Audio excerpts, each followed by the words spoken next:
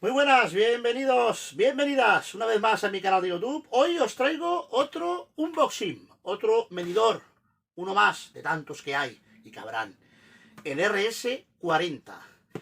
Así que si queréis saber lo que hay dentro de esta caja, no os perdáis el vídeo que os traigo a continuación. Bueno, aquí tenemos el RS40, medidor analógico de SWR de estacionarias. Bueno, vamos a ver qué nos trae. A ver, interior. Bueno, nos trae aquí primeramente, bueno, esto podría ser un pequeño manual de instrucciones, bien inglés.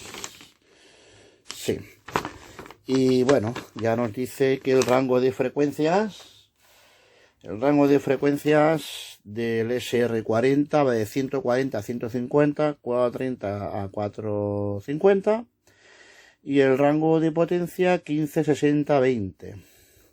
1560-200. Vale. Y no tiene mucho más, sencillito. Esto nos cubre la banda de radio aficionado. Me imagino que esto, pues claro, es más económico, ¿no? Si lo queremos solo para la banda amateur, pues ya está. Perfecto. Pues vamos a ver qué nos trae esto aquí dentro. Nos trae el medidor en sí. Bueno, es un medidor que vamos a echar esto aquí al lado. Ah, pues está muy bien. Aquí también nos viene un poquito el tema de la característica, el rango, todo, potencias. Muy bien. Tenemos dos conectores de SO239, entrada y salida. Y aquí nos dice que este es el de la antena y este es el del TX. Entramos por aquí con el equipo, salimos por aquí. El rango y la función, si es potencias estacionarias.